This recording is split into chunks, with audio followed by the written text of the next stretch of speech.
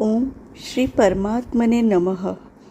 श्रीमद् भगवद गीता साधक संजीवनी पूज्य स्वामी श्री राम सुखदास जी महाराज जी द्वारा हिंदी टीका अथ द्वितीयोध्याय सांख्य योग पृष्ठ 102 102 ऑडियो 27 27 श्लोक 25 अव्यक्तोऽयमचिन्त्योऽयं विकार्योऽयमुच्यते तस्मादेवं विदित्वैनं नानुशोचितुमर्हसि। यह देही प्रत्यक्ष नहीं दिखता, यह चिंतन का विषय नहीं है और यह निर्विकार कहा जाता है। अतः इस देही को ऐसा जानकर शोक नहीं करना चाहिए। व्याख्या अव्यक्तोयम, जैसे शरीर संसार स्थूल रूप से देखने में आता है, वैसे यह शरीर स्थूल रूप से देखने में आने वाला नहीं है, क्योंकि यह स्थूल सृष्टि से रहित है। अचिंत्योयम, मन बुद्धि आदि देखने में तो नहीं आते, पर चिंतन में आते ही है। अर्थात ये सभी चिंतन के विषय है, परंतु यह देही चिंतन का भी विषय नहीं है, क्योंकि यह सूक्ष्म सृष्टि से रहित है। अविकार्योऽयमुच्यते, यह देही विकार रहित कहा जाता है, अर्थात इसमें कभी किंचित मात्र भी परिवर्तन नहीं होता। सबका कारण प्रकृति है, उस कारणभूत प्रकृति में भी विकृति होती है, परंतु इस देही में किसी प्रकार की विकृति नहीं होती, क्योंकि यह कारण सृष्टि से रहित है। यहाँ 24वें 25वें श्लोकों में अछेद्य, अदाह्य, अक्लेद्य, अशोष्य, अचल, अव्यक्त, अचिंत्य और अविकार्य, इन 8 विशेषणों द्वारा इस देही का निषेध मुख से और नित्य, सर्वगत, स्थाणु और सनातन, इन 4 विशेषणों के द्वारा इस देही का विधि मुख से वर्णन किया गया है, परंतु वास्तव में इसका वर्णन हो नहीं सकता, क्योंकि यह वाणी का विषय नहीं है, जिससे वाणी आदि प्रकाशित होते हैं। उस देही को वे सब प्रकाशित कैसे कर सकते हैं? अतः इस देही का ऐसा अनुभव करना ही इसका वर्णन करना है। तस्मादेवं विदित्वैनं नानुशोचितुमर्हसि, इसलिए इस देही को अछेद्य, अशोष्य, नित्य, सनातन, अविकार्य आदि जान ले, अर्थात ऐसा अनुभव कर ले, तो फिर शोक हो ही नहीं सकता। संबंध, अगर शरीरी को निर्विकार न मानकर विकारी मान लिया जाए, अर्थात जो कि सिद्धांत से विरुद्ध है, तो भी शोक नहीं हो सकता। यह बात आगे के 2 श्लोकों में कहते हैं। श्लोक 26 अथ चैनम नित्य जातम नित्यम वा मन्यसे मृतम तथापि त्वं महाबाहो नैवं शोचितुमर्हसि। हे महाबाहो, अगर तुम इस देही को नित्य पैदा होने वाला अथवा नित्य मरने वाला भी मानो, तो भी तुम्हें इस प्रकार शोक नहीं करना चाहिए। व्याख्या अथ चैनम से शोचितुमर्हसि, भगवान यहाँ पक्षांतर में अथ च और मन्य से पद देकर कहते हैं कि यद्यपि सिद्धांत की और सच्ची बात यही है कि देही किसी भी काल में जन्मने मरने वाला नहीं है। दूसरे अध्याय का 20वां श्लोक, तथापि अगर तुम सिद्धांत से बिल्कुल विरुद्ध बात भी मान लो कि देही नित्य जन्मने वाला और नित्य मरने वाला है, तो भी तुम्हें शोक नहीं होना चाहिए। कारण कि जो जन्मेगा वह मरेगा ही, और जो मरेगा वह जन्मेगा ही।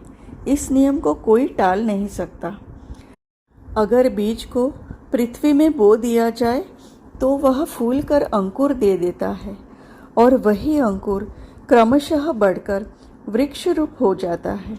इसमें सूक्ष्म दृष्टि से देखा जाए कि क्या वह बीज एक क्षण भी एक रूप से रहा। पृथ्वी में वह पहले अपने कठोर रूप को छोड़कर कोमल रूप में हो गया, फिर कोमल रूप को छोड़कर अंकुर रूप में हो गया, इसके बाद अंकुर रूप को छोड़कर वृक्ष रूप में हो गया और अंत में आयु समाप्त होने पर वह सूख गया।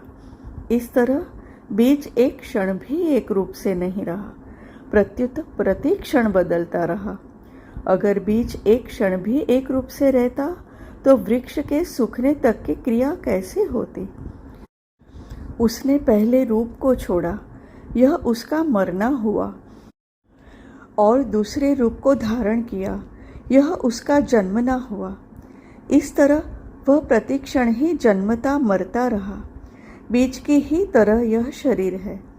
बहुत सूक्ष्म रूप से वीर्य का जंतु रज के साथ मिला, वह बढ़ते बढ़ते बच्चे के रूप में हो गया और फिर जन्म गया। जन्म के बाद वह बढ़ा, फिर घटा और अंत में मर गया। इस तरह शरीर एक क्षण भी एक रूप से न रहकर बदलता रहा, अर्थात प्रत्येक क्षण जन्मता मरता रहा। भगवान कहते हैं कि अगर तुम शरीर की तरह शरीरी को भी नित्य जन्मने मरने वाला मान लो तो भी यह शोक का विषय नहीं हो सकता। श्लोक 27। जातस्य हि ध्रुवो मृत्युर्ध्रुवं जन्म मृतस्य च तस्माद् परिहार्येऽर्थे न त्वं शोचितुमर्हसि। कारण कि पैदा हुए की जरूर मृत्यु होगी और मरे हुए का जरूर जन्म होगा। अतः इस जन्म मरण रूप परिवर्तन के प्रवाह का निवारण नहीं हो सकता। अतः इस विषय में तुम्हें शोक नहीं करना चाहिए। व्याख्या।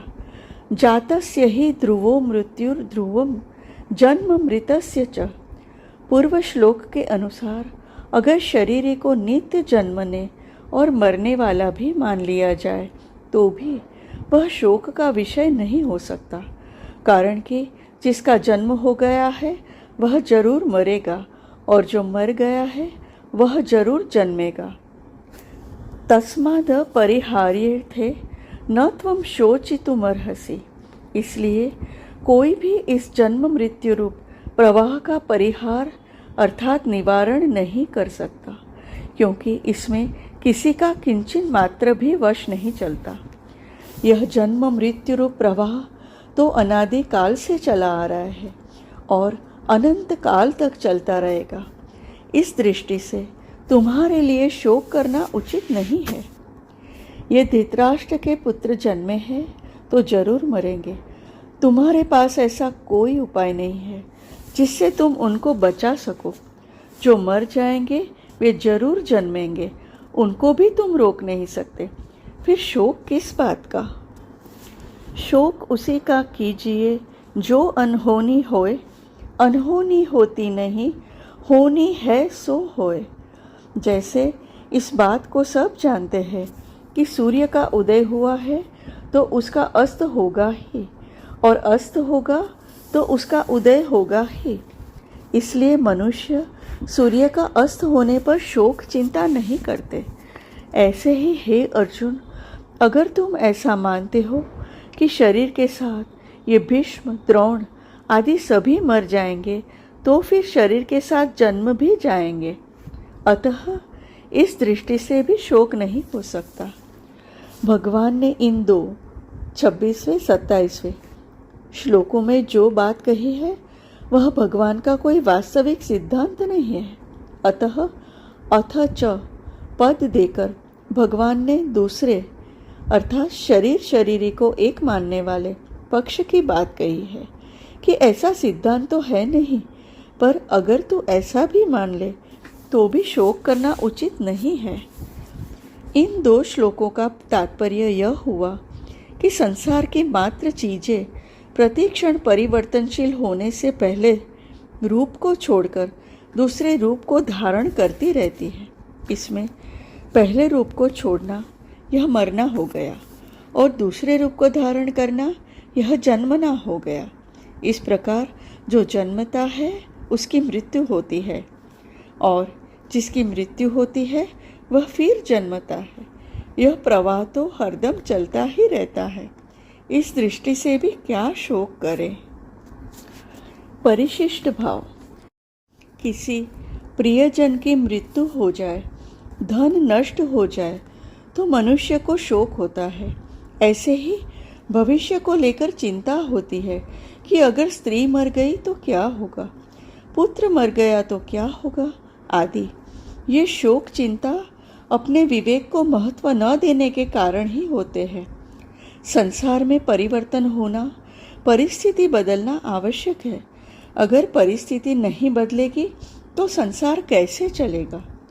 मनुष्य बालक से जवान कैसे बनेगा, मूर्ख से विद्वान कैसे बनेगा, रोगी से निरोग कैसे बनेगा, बीज का वृक्ष कैसे बनेगा। परिवर्तन के बिना संसार स्थिर चित्र की तरह बन जाएगा। वास्तव में मरने वाला अर्थात परिवर्तनशील ही मरता है, रहने वाला कभी मरता ही नहीं। यह सबका प्रत्यक्ष अनुभव है कि मृत्यु होने पर शरीर तो हमारे सामने पड़ा रहता है, पर शरीर का मालिक अर्थात जीवात्मा निकल जाता है। अगर इस अनुभव को महत्व दें तो फिर चिंता शोक हो ही नहीं सकते। बाली के मरने पर भगवान राम इसी अनुभव की ओर तारा का लक्ष्य कराते हैं। तारा बिकल देखी रघुराया, दीन ज्ञान हरि लीन्ही माया। क्षिति जल पावक गगन समीरा, पंच रचित अति अधम शरीरा। प्रकट सो तनु तव आगे सोवा, जीव नित्य के ही लगी तुम रोवा। उपजा ज्ञान चरण तब लागी, लिन्हे सी परम भक्ति बर मांगी। मानस किष्किंधा कांड 11 अध्याय श्लोक 2 और 3। विचार करना चाहिए कि जब 84 लाख योनियों में कोई भी शरीर नहीं रहा तो फिर यह शरीर कैसे रहेगा। जब 84 लाख शरीर मैं मेरे नहीं रहे तो फिर यह शरीर मैं मेरा कैसे रहेगा। यह विवेक मनुष्य शरीर में हो सकता है, अन्य शरीरों में नहीं। संबंध। पीछे के 2 श्लोकों में पक्षांतर की बात कहकर अब भगवान आगे के श्लोक में बिल्कुल साधारण दृष्टि की बात कहते हैं। श्लोक 28। अव्यक्तादीनि भूतानि व्यक्त मध्यानि भारत, अव्यक्त निधनान्येव तत्र का परिदेवना। हे भारत, सभी प्राणी जन्म से पहले अप्रकट थे और मरने के बाद अप्रकट हो जाएंगे, केवल बीच में ही प्रकट दिखते हैं। अतः इसमें शोक करने की बात ही क्या है। व्याख्या। अव्यक्तादीनि भूतानि, देखने सुनने और समझने में आने वाले जितने भी प्राणी अर्थात शरीर आदि है, वे सब के सब जन्म से पहले अप्रकट थे अर्थात दिखते नहीं थे। अव्यक्त निधनान्येव, ये सभी प्राणी मरने के बाद अप्रकट हो जाएंगे अर्थात इनका नाश होने पर भी ये सभी नहीं में चले जाएंगे, दिखेंगे नहीं। व्यक्त मध्यानि, ये सभी प्राणी बीच में अर्थात जन्म के बाद और मृत्यु के पहले प्रकट दिखाई देते हैं। जैसे सोने से पहले भी स्वप्न नहीं था और जगने पर भी स्वप्न नहीं रहा, ऐसे ही इन प्राणियों के शरीरों का पहले भी अभाव था और पीछे भी अभाव रहेगा, परंतु बीच में भाव रूप से दिखते हुए भी वास्तव में इनका प्रतिक्षण अभाव हो रहा है। तत्र का परिदेवना, जो आदि और अंत में नहीं होता वह बीच में भी नहीं होता, यह सिद्धांत है। सभी प्राणियों के शरीर पहले नहीं थे और पीछे नहीं रहेंगे, अतः वास्तव में वे बीच में भी नहीं है, परंतु यह शरीर ही पहले भी था और पीछे भी रहेगा, अतः वह बीच में भी रहेगा ही। निष्कर्ष यह निकला कि शरीरों का सदा अभाव है और शरीर का कभी भी अभाव नहीं है, इसलिए इन दोनों के लिए शोक नहीं हो सकता। परिशिष्ट भाव, जो आदि और अंत में नहीं है उसका नहीं पना नित्य निरंतर है, तथा जो आदि और अंत में है उसका है पना नित्य निरंतर है। जिसका नहीं पना नित्य निरंतर है वह असत अर्थात शरीर है, और जिसका है पना नित्य निरंतर है वह सत अर्थात शरीर ही है। असत के साथ हमारा नित्य वियोग है और सत के साथ हमारा नित्य योग है। हरि ओम।